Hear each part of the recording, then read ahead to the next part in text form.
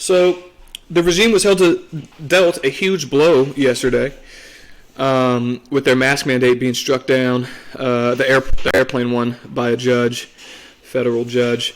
So let's see real quick the reaction from the regime when asked about this.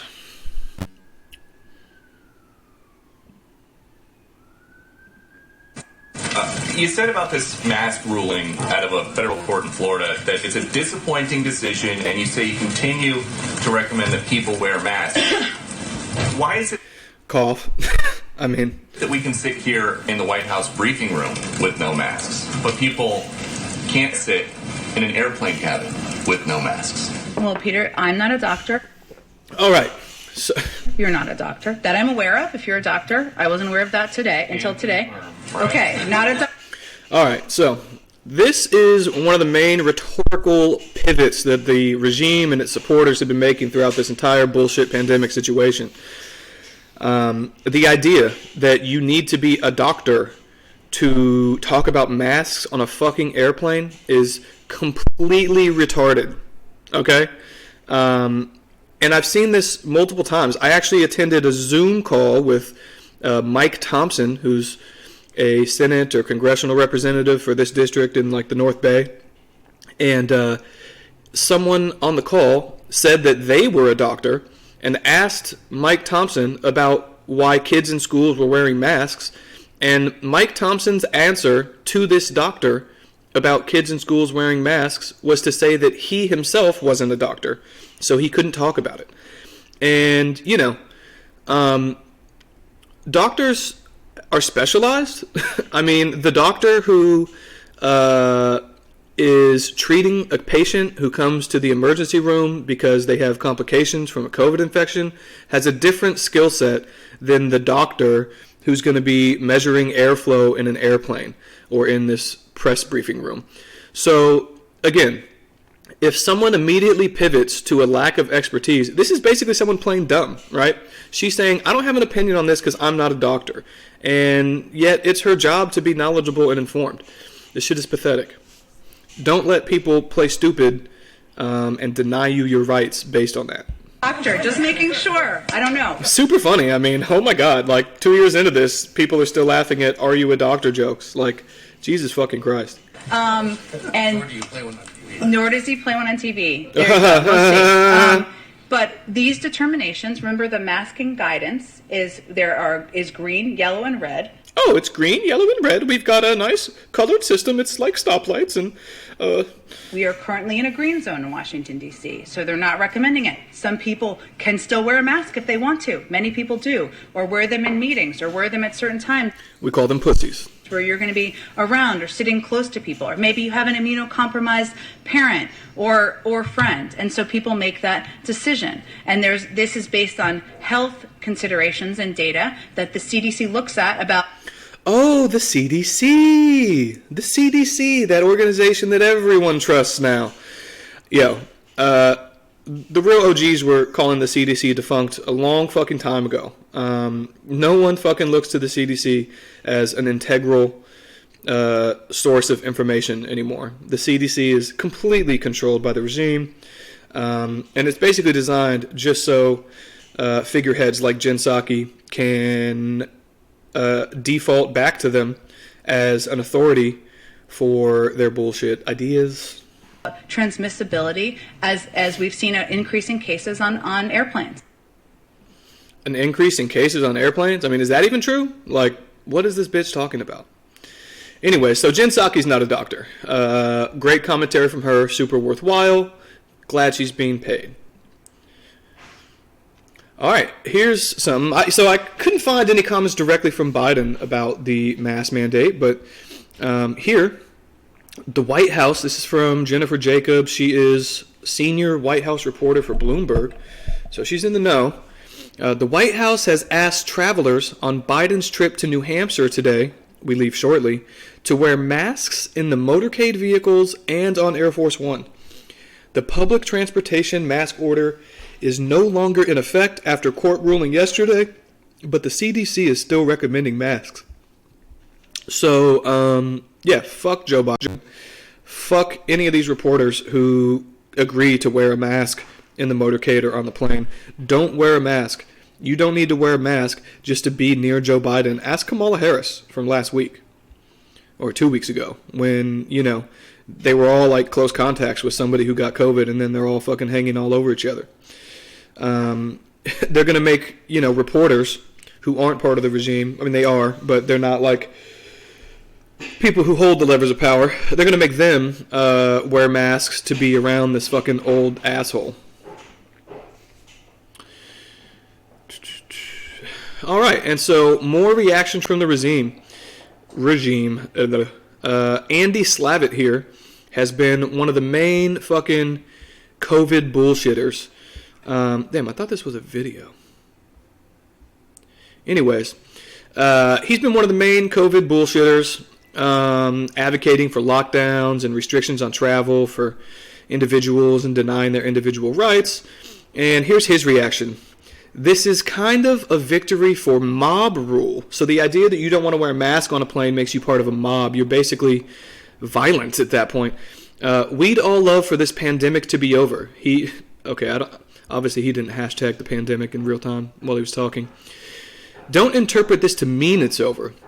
Most important for the White House is to preserve the right to reinstate a mandate if we get into another bad wave. So they don't have the right to reinstate the mandate, you fucking dipshit. Because it just got struck down for being illegal. So fuck Andy Slavitt. Fuck anybody who tries to get you to wear a mask. I feel bad for anybody. I don't anticipate it happening because I think people aren't this stupid. But the next person who says something about a mask to me in person is going to get accosted at the very least. Just leave people the fuck alone, actually.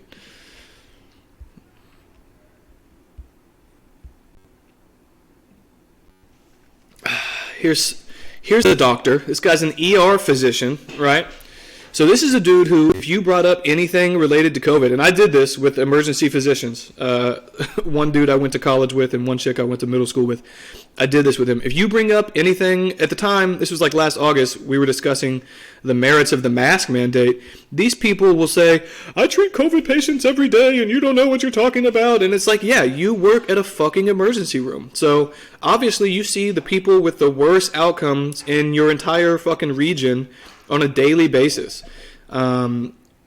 You, as a doctor who treats the symptoms of an infection, have no additional knowledge or authority over a fucking vaccine mandate. Your input about vaccine mandates isn't more valuable because you treat sick people and tell nurses to intubate them. Fucking bullshit. But anyways, here's Jeremy Faust. This is, where does he work at? Okay, well, thought maybe he'd say like which hospital he worked at specifically. Anyways, Brigham Women's, is that what it is? Let's check. Brigham Women's Hospital. Okay, so he's working here in Massachusetts. And, hey, United, when I bought my tickets for me, my wife, who is pregnant, and our unvaccinated 4-year-old, I assumed you would continue to have a mask mandate. Now, you cancel it, and we will have to board our return flight under your new no mask required policy? Thanks so much.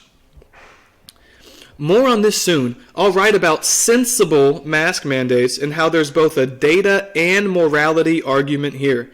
The irony is, we are actually close to being in a situation where one-way masking may be adequate. Alright, so, fuck this pussy. Jeremy Faust is a bitch. Fuck his pregnant wife and their 4-year-old. Okay, not the 4-year-old, but seriously, what is this shit? This is a fucking adult who, like, is appealing to the authority of United Airlines to restrict other people's right not to wear a mask. And, it's just funny, the idea that, like, everyone else is supposed to provide some sort of special accommodation for your pregnant wife or your unvaccinated 4-year-old. Dude, you should know as a doctor that your unvaccinated 4-year-old has a really low chance of a negative outcome from COVID. Extremely low. Really low doesn't even fucking begin to describe the minuscule probability that your 4-year-old's going to have any problem from an infection. And you're a pussy, Jeremy. Ugh, it's so ridiculous. But then you get all these people who are fucking, seemingly pharmacists and all kinds of shit. I have a flight home tomorrow and I'm super stressed out. Of course, this happens 24 hours before my pregnant self is supposed to fly home. I'm pregnant. Well, why are you traveling if you're pregnant? There's outbreaks going on all over the place and you're hopping on planes and shit. Like, I don't know. It's just, I mean, we're supposed to fucking feel bad about your fucking situation, and I just don't get it. I'm sorry. We've never lived in a society where people need to provide special accommodations to this extent for pregnant people, disabled people, fat ass motherfuckers, or anything else like that. Rosanna Arquette will not fly without a mask. Okay, don't fly then, bitch. Fucking, it's like, no one is telling you not to wear a mask. So, will you not fly if other people don't wear masks? Like, it's just unbelievable. Obviously, this chick is super far gone and has been for a long time. And this is a really funny one. So this is where you kind of, I mean, it's good to have a laugh at a few of these people, but this is where shit gets funny, extremely funny, and it also is a good critique of the regime's media arm and media apparatus.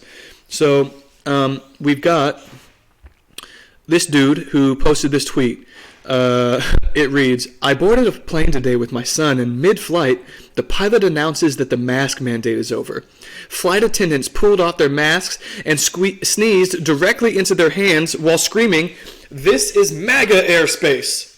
My son turned to me in tears. I don't know what to do. So that's some shit that some guy tweeted. Totally random person. And this fucking guy gets a message from a New York Times. She calls herself a journalist, but obviously she's a bullshit artist. She says, "Hi, Jared. I'm a New York Times journalist. I'd love to speak with you over the phone about what happened on your flight this evening. Can you please give me a call at fucking 917 bullshitters RS? Or let me know how I can reach you?